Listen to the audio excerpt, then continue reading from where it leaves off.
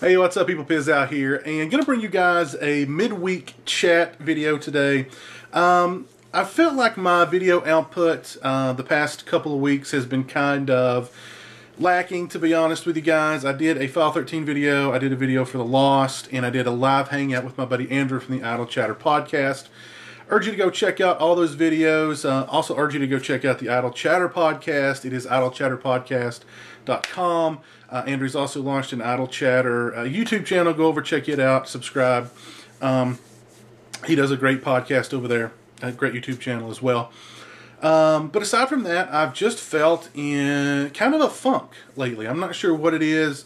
Just haven't felt motivated to do what I'm doing now, which is to sit down in front of a camera and talk to you guys about whatever. I'm not sure if it's, the dog days of summer or exactly what it is, but I just kind of feel like, my video output has been a little lacking. I've seen quite a few movies in that time that I wanted to talk about, but I just, like I said, just didn't feel it to sit down and actually make videos for each of them. So what I'm going to do is I'm going to talk a little bit about them all in this video. And the first two movies I want to talk about are on Netflix. The first one, my buddy Jason, Jay the Stingray, recommended, I think on either Facebook or Twitter, I don't recall. Speaking of podcasts, he actually has his own podcast that he does with a buddy of his called 2Ps on a Pod. I believe it's 2psonapod.blogspot.com. Really cool show there from Jay the Stingray. Really enjoy it. Urge you guys to go check it out as well. But the movie is TV Junkie. It is it's a for real found footage documentary about this guy who was this TV news reporter. He worked for Inside Edition, and basically he chronicled every aspect of his life from the time that he was a young man up to, fairly recently. And while chronicling all of his, highs, being a televised newscaster, being on Inside Edition, starting a family, making lots of money. He also chronicles his debilitating crack cocaine addiction, which ultimately leads to the destruction of his career and the destruction of his family. And really good stuff there. Go check it out on Netflix, TV Junkie. Really cool documentary. A for real found footage film. Also saw Out of the Furnace on Netflix, which I wanted to go see that movie in the theater, just never got around to doing so. Great performances all around in that film. Christian Bale, Casey Affleck. Casey Affleck was great in the film. Woody Harrelson's great in the film. Willem Dafoe. Awesome movie. Don't really want to say too much about it. Kind of a backwoods... not really a... Just go watch it. Just go watch Out of the Furnace. I really enjoyed it. Highly recommend it. Great performances all around in that film. Good movie.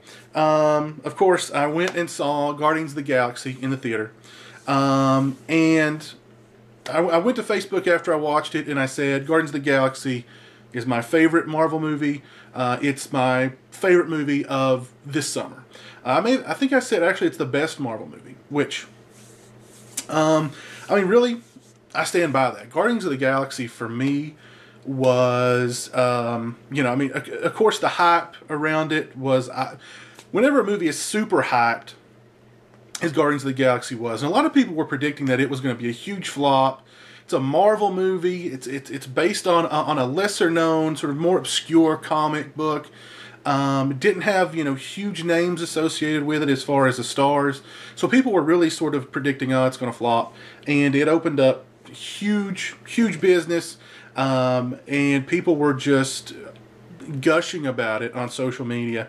And I got to say, believe the hype. I went into that movie second weekend.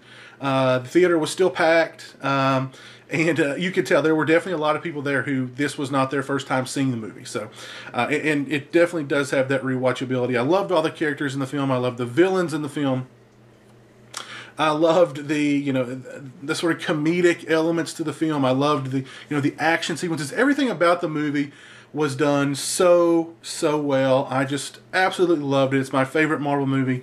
It's my favorite movie of this summer, which it overtook. It was a close one between Godzilla and Rise of the Planet, or Dawn of the Planet of the Apes, I'm sorry. But Guardians of the Galaxy is now my favorite movie of this summer. Just absolutely loved it. Loved every aspect of it. So much fun. Definitely the kind of movie that you can rewatch. One that I probably will pick up on Blu-ray when it comes out. It's one that I could definitely see myself sort of sneaking into a matinee one afternoon and watching again, because it was, like I said, believe the hype. I really, really, really liked Guardians of the Galaxy. Another movie I saw in the theater that I liked as well, Lucy, starring Scarlett Johansson. Luc Besson film, which I've been a big fan of Luc Besson for a long time. Love The Professional, aka Leon. Really like The Fifth Element. Like La Femme Nikita.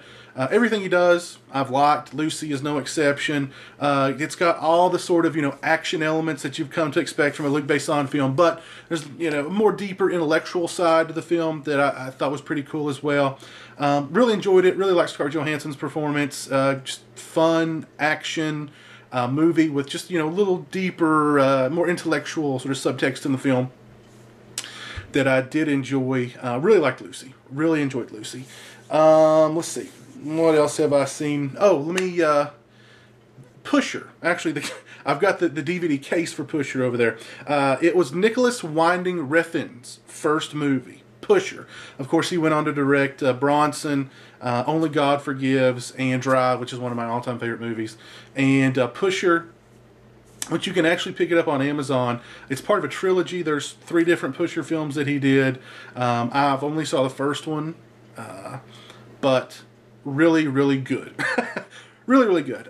Sort of a, urban, drug dealer kind of crime movie, but done in a different kind of way. Done in a more charactery kind of way. Very much, sort of how Drive was.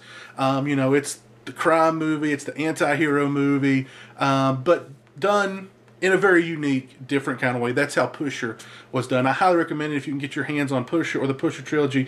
Even though I've not seen 2 or 3, I'm sure, they're up to par as well. Nicholas Winding Refn is awesome filmmaker, and Pusher was definitely no exception. Really good movie. Really enjoyed it.